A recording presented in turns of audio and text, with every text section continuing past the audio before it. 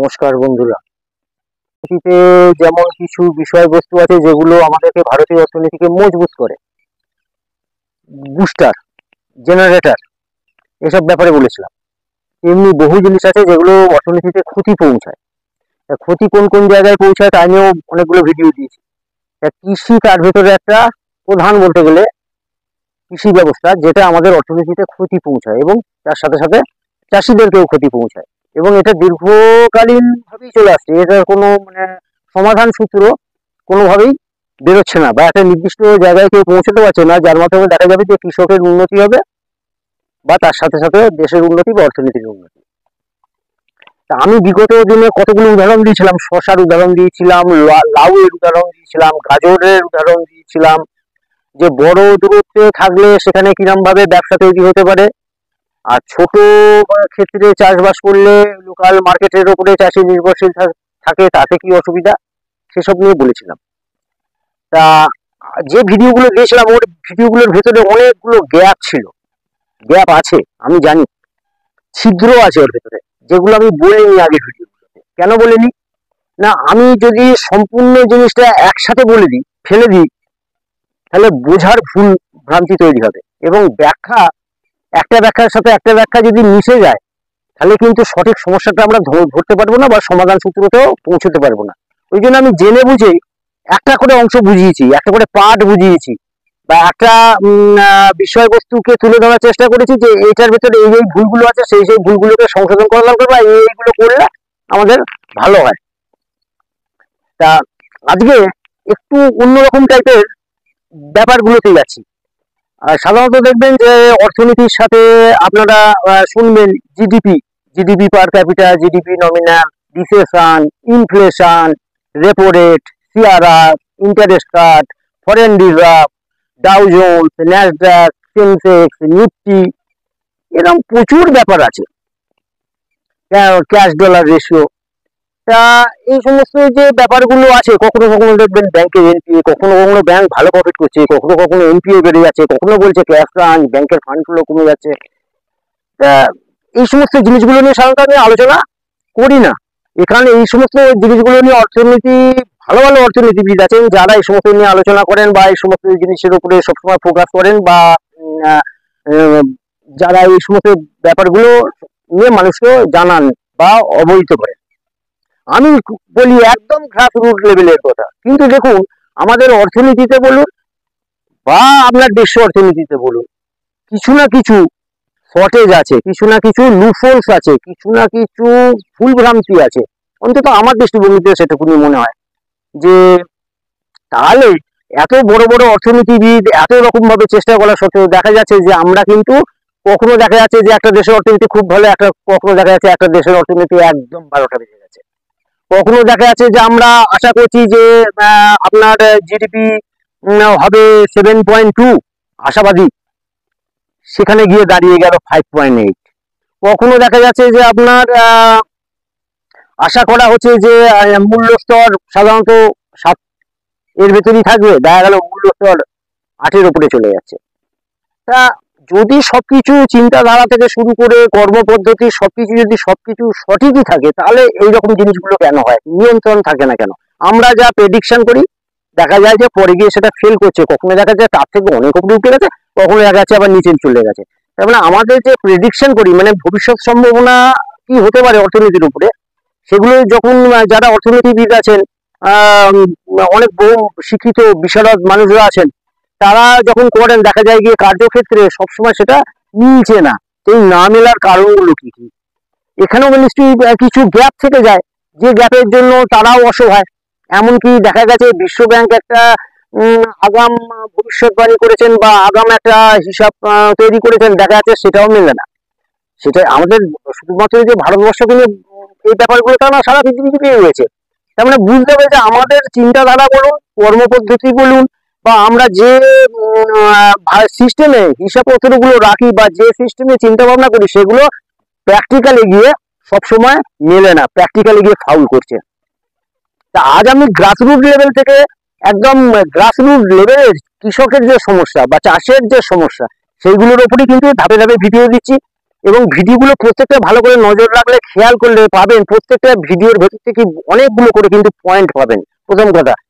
দ্বিতীয় কথা হচ্ছে আমি সব ভিডিওগুলো একসাথে বলি না, মানে একটা চাষের উপরে সব রকম সমস্যা যেগুলো আছে সেগুলো একসাথে থ্রো করি না, তার কারণ মিশে যাবে বলে, মিশে গেলে সমস্যা ঠিক বোঝা যাবে না, সমাধান সূত্রও বেরোবে না। আমি ওই জন্য গ্যাপ রেখে রেখে এবং বহু লিকেজ বা লোফলস যেগুলো আছে সেগুলোকে অ্যাভয়েড করে করে একটা মানে বলতে গেলে কি বলি, সাধারণভাবে বলতে গেলে একটা ভাষাকে সাইজ করে সেটা পাঠানোর ব্যবস্থা করি বা বলার চেষ্টা করি, যাতে কারোর অসুবিধা না হয়। আমি একটা এবার সাধারণ কিছু জিনিস বলতে থাকি, একটা জিনিস বুঝতেই হবে, একটা অর্থনীতির ভাষা যে বললাম না, আমি যে ভাষাগুলো চলে আমি সেই ভাষাগুলো নিয়ে বলি না, আমি খুব সাধারণভাবে বলছি, কিন্তু এটা ভিডিওর সাথে খুব ওতপ্রোতভাবে জড়িয়ে, মানে কৃষি ব্যবস্থার সাথে বলুন, সামাজিক অর্থনীতির সাথে বলুন, একদম খুব প্রচন্ড ভাবে জড়িয়ে আছে, তার ফলে আজকে এই ব্যাপারটা তুলে ধরছি। সেটা হচ্ছে একটা চলে কথা অপটিমাম পয়েন্ট। খুব সাধারণভাবে এটা আমি বলছি, ধরুন 100 কিলো আমার ডিমান্ড আছে, ধরুন কি বলি 100 কিলো ধরুন ভেন্ডি, 100 কিলো ভেন্ডির ডিমান্ড আছে, মার্কেটে সাপ্লাই আছে 100 কিলো, তাহলে 100 কিলো আমার দরকার, 100 কিলোই আমি বাজারে পাচ্ছি, তখন কিন্তু বাজারে ভেন্ডির কিলো হচ্ছে ধরুন 30 টাকা। তার মানে আমি ধরে নিতে পারি মার্জিনাল প্রাইস বলুন বা এমনি স্বাভাবিকভাবে বলতে গেলে 30 টাকাটাই হচ্ছে নিট ঠিক দাম। আমার 100 কিলো দরকার বাজারে, আর 100 কিলো সাপ্লাই হচ্ছে, মানে ডিমান্ড এবং সাপ্লাই যখন সমান থাকছে তখন ওটার দাম দাঁড়াচ্ছে 30 টাকা। এইটুকুনি বুঝে রাখুন। পরে দেখা যাচ্ছে সাপ্লাই বেশি হয়ে যাচ্ছে, ডিমান্ড কিন্তু আমার ততটাই নেই, সাপ্লাই হয়েছে 120, ডিমান্ড আছে আমার সেই 100, তাহলে কি হবে, জিনিসের দাম কমে যাবে, মানে যেটা 30 টাকা দাম ছিল এবার ওটা হয়ে যাবে হয়তো 25 টাকা বা 22 টাকা বা 23 টাকা এরকম।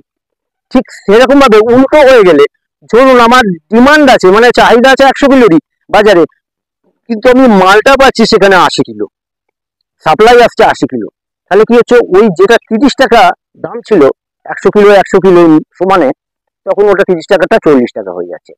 তাহলে আমার ডিমান্ড এবং সাপ্লাই এর হেরফের যখন হচ্ছে, তখন সেটার স্থিতিস্থাপকতা বা বলতে গেলে আমার ওই লেভেলটা মেনটেন হচ্ছে একমাত্র দামের সাথে, দাম কমছে অথবা বাড়ছে। তাহলে এই 100 কিলো নর্মাল হলে তখন আমার দাম থাকছে 30 টাকা, তাহলে 30 টাকা যদি দাম হয় নর্মাল, তাহলে আমি ওর ভেতরে ধরে নিতে পারি যে ওর ভেতরে সবকিছু ঠিকঠাক আছে, মানে চাষিও ঠিক দাম পাবে এবং আমরাও ঠিক দামে জিনিসটা পাচ্ছি। আমরা যে দামে যে 30 টাকা দিয়ে যে দামে জিনিসটা কিনছি ওটা 30 টাকাই ঠিক আছে, তাতে চাষিও ঠিক পাচ্ছে, যে রিটেলার যে বেচছে সেও তার মতন একটা লাভ পাচ্ছে, যে ট্রান্সপোর্টার যে মিডিল ম্যান তারাও তাদেরও ওগুলো সব ঠিক আছে। কিন্তু 30 টাকার মালটা যখনই দেখা যাচ্ছে 60 টাকা 70 টাকা এরকম একটা জায়গায় চলে যাচ্ছে, তখনই আমার বুঝতে হবে যে ওর ভেতরে ফাটকা ঢুকে যাচ্ছে। এইটুকু বোঝাতে পারলাম। ঝট করে একটা জিনিসের একটা নর্মাল রেট, আমি এর আগের দিন বুঝিয়েছিলাম একটা কপিতে আমার খরচা আছে 6.5 টাকা, 10,000 পিস কপিতে। 10,000 পিস কপি ঠিক আছে, কারণ একটা চাষির পক্ষে 10,000 পিস কপিটা তবু তারা মোটামুটি মেনটেন করতে পারে, বা তার রোজগুন্ডার হিসাব ধরলেও ঠিক আছে। তা 10,000 পিস কপিতে একটা চাষি যখন মেনটেন করে দেখা যাচ্ছে সে যদি 7 থেকে 8 টাকা পাচ্ছে, তার মানে তার ঠিক আছে একদম সবকিছু। আর আমরা যদি সেই কপিটা 15 থেকে 20 টাকায় পাই, 15 টাকাতেই ধরলাম আমি, 15 টাকাতে যদি পাই তাহলে ঠিক আছে, রিটেলারও পয়সা পাচ্ছে, লোডিং আনলোডিং লেবার বলুন, মিডলম্যান বলুন, গাড়ি ভাড়া বলুন, ভ্যান ভাড়া বলুন, এইসবগুলো সবার ঠিকঠাক চলছে। কিন্তু যখনই দেখা যাচ্ছে 40 টাকা একটা কপির দাম, বা একটা কপির দাম 35 টাকা হয়ে যাচ্ছে, তখন বুঝতে হবে যে ওর ভেতরে ফাটকাবাজি চলছে। ফাটকাবাজিটা কিরম ভাবে হয় এবার, ফাটকাবাজি তো বলছি আমি দুম করে, ফাটকাবাজিটা কিভাবে হয়। ধরুন আমি চাষির একটা ক্ষেতে থেকে রোজ চাষি থেকে আমি 1000 করে কপি নিয়ে যাচ্ছি, আমি কপি নিচ্ছি, চাষি কিন্তু আমার উপরে নির্ভরশীল, কেননা আমি কপিটা নিচ্ছি নিয়ে গিয়ে বাজারে দিচ্ছি। এবার আমি ছোট অঞ্চলে একটা নির্দিষ্ট অঞ্চলে ধরুন 40 কিলোমিটার বা 60 স্কোয়ার কিলোমিটারের ভেতরে এই মালটা বিক্রি করছে, তারপরে লোকালে বিক্রি করছে চাষি, লোকাল মার্কেটের উপরে, বা এটা বলতে গেলে খুব জোর হলে 100 থেকে 150 স্কোয়ার কিলোমিটারের ভেতরে চাষি চাষের পণ্যটা বিক্রি করতে পারছে, মানে চাষি তো বিক্রি করছে না, চাষি আমাকে দিচ্ছে, আমি মিডিলম্যান, আমি নিয়ে গিয়ে বাজারে ছাড়ছি। তাহলে চাষি ওই যে চাষি থেকে যে আমি মিডিলম্যান যে মালটা নিলাম, সেই মালটা কিন্তু চাষি কিন্তু বিক্রি করছে হয়তো 8 টাকা বা 10 টাকায়, কিন্তু বাজারে ওটা চলছে 40 টাকা। বা 35 টাকা। তাহলে এই যে গ্যাপটা, এই গ্যাপটা কি করে তৈরি হচ্ছে? এই গ্যাপটা তৈরি হওয়ার কারণ কি? ধরুন চাষির আমার বাজারে আমি এই উদাহরণটা দিলাম ওই কারণের জন্য যে আমার 100 পিসের বা 100 কেজি মাল দরকার, 100 পিস বা 100 কেজি মালটা পাচ্ছি, তাহলে আমার নর্মাল রেট দাঁড়াচ্ছে 30 টাকা। ভেন্ডি দিয়ে বলে দিলাম একটা পয়েন্ট, অপটিমাম পয়েন্ট।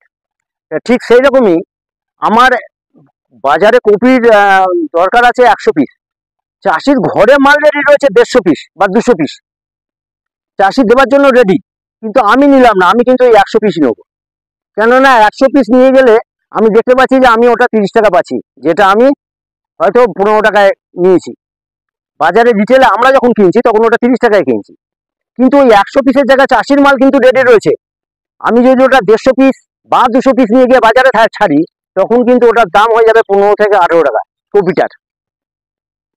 এবার 15 থেকে যেই 18 টাকা হয়ে গেল, তাহলে কিন্তু আমার প্রফিটটা কমে গেল, আমি যে মিডিলে রয়েছে আমার প্রফিটটা কমে গেল। এবার কৃষি পণ্য এ নিশ্চয়ই মানে কি বলবো, কোনো জিনিসের মতো মজুত করে রাখা যায় না। কৃষি পণ্যতে যেমন কুয়াশা হয়ে গেলে, অতিবৃষ্টি, অনাবৃষ্টি, এরকম পোকা লাগা, নানা রকম ব্যাপার থাকে। আমার মাল কিন্তু রেডি হয়ে রয়েছে, আমি কিন্তু বাজারে ইমিডিয়েট যদি ছাড়ে, চাষির মালটা যদি ঠিক সেইভাবে ডিস্ট্রিবিউটটা হয় মার্কেটে, তাহলে কিন্তু আমাদেরকেও ওই 25 টাকা 30 টাকা কপিটা কিনতে হয় না, তখন কিন্তু আমরা ওই 15 টাকা 18 টাকাতে কপিটা পেয়ে যাই। তার মানে আমরাও সস্তায় পাই, চাষিও বাঁচে। কেন না, ওর মাল রেডি হয়ে রয়েছে, ও যদি মার্কেটে ঠিক মতন সাপ্লাইটা দিয়ে দিত, মানে ও তো দেওয়ার জন্য রেডি, কিন্তু আমি তো নিচ্ছি না, কেননা আমার প্রফিটে ঝাড় হয়ে যাচ্ছে মিডিলে। তার মানে আমি মার্কেটকে রেগুলেট করছি, চাষি কিন্তু মার্কেটকে রেগুলেট করতে পারছে না, রেগুলেট করছি আমি, মিডিল ম্যান। এবার চাষি যদি মার্কেটে ওই মালগুলো পৌঁছতো, তাহলে চাষিও বেঁচে যেত। এরপরে কি হচ্ছে, ওই চাষি মালটা জমতে জমতে জমতে জমতে মালটা খারাপ হয়ে যাচ্ছে, পরে আর চাষি সস্তাতে মানে 6 টাকা 6.5 টাকা 7 টাকা যার খরচা, সে 6 টাকা দিয়ে দিলেও তখন লোক নিচ্ছে না, কেন মার্কেটে সেই চাহিদাটা তখন থাকছে না। কিন্তু যখন চাহিদা থাকছে, চাষির মাল রেডি থাকলেও মালটা সেইভাবে পৌঁছচ্ছে না, মার্কেটটা রেগুলেশনটা আলাদা হয়ে যাচ্ছে। তাই এই গ্যাপটা, এটাকে বলা যেতে পারে আপনার আর্টিফিশিয়াল ক্রাইসিস। এই গ্যাপটা কিন্তু তৈরি হয় যখন চাষি আর মার্কেট এর ভেতরে গ্যাপটা অনেকখানি থেকে যাচ্ছে। এই মাঝখানের ভেতরে যদি কম্পিটিশন হয়, যেমন আমি একদিন আগের একটা ভিডিওতে দিয়েছিলাম যে শশা খেতে ওরা শশা বেচতে পারিনি বলে হাইওয়েতে ঢেলে দিয়েছে।